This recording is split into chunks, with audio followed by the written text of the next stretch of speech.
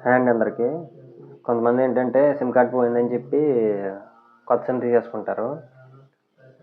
కారణం ఏంటంటే ఆ సిమ్ వాళ్ళ ఆధార్కి లింక్ లేకుండా వేరే ఎవరిదో ఉండుంటుంది. వాళ్ళ రిలేటివ్స్‌దో, వాళ్ళ ఫ్రెండ్స్‌దో ఎవరిదో ఉండుంటుంది.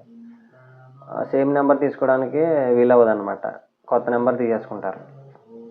తీసుకున్నప్పుడు ఏంటంటే మీ ఆధార్ ఇచ్చాం కదా అని ఆ నెంబర్కి మీరు లింక్ అయిపోయిందేమో అనుకుంటారు. మన ఆధార్ ఇచ్చాం కదా, మన ఫోన్ నెంబరే కాబట్టి లింక్ అయిపోయిందేమో అనుకుంటారు. అలా కాదండి.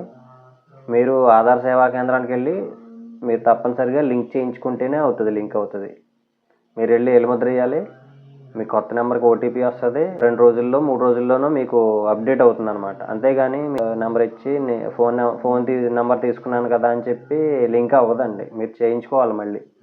అలాగే బ్యాంక్ అకౌంట్కి లింక్ ఉంది కదా, ఆధార్కి కూడా లింక్ అయిపోయి ఉంటుందేమో అనుకుంటున్నారు. అలా లింక్ అవ్వదండి. మీరు వెళ్ళి చేయించుకుంటేనే అవుతుంది. బ్యాంక్ అయినా సరే ఆధార్కి లింక్ చేయించేసుకున్నాం కదా అని ఆధార్కి బ్యాంక్ అకౌంట్కి లింక్ అవ్వదండి. మీరు బ్యాంక్కి అయినా అలాగే గ్యాస్కైనా దేనికైనా సెపరేట్గా చేయించుకోవాల్సిందే.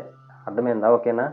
చాలామంది ఏంటంటే ఆధార్కి ఫోన్ నెంబర్ లింక్ అయిపోయింది కదా, అన్నిటికీ లింక్ అయిపోతుందేమో అని అనుకుంటున్నారు. అలా కాదు. బ్యాంక్కైనా, గ్యాస్కైనా, అలాగే ఆధార్కైనా సరే మీరు ప్రత్యేకించి వెళ్ళి చేయించుకోవాలండి. పని కట్టుకుని వెళ్ళి తప్పదు. ఎందుకంటే అవసరం మంది కదా.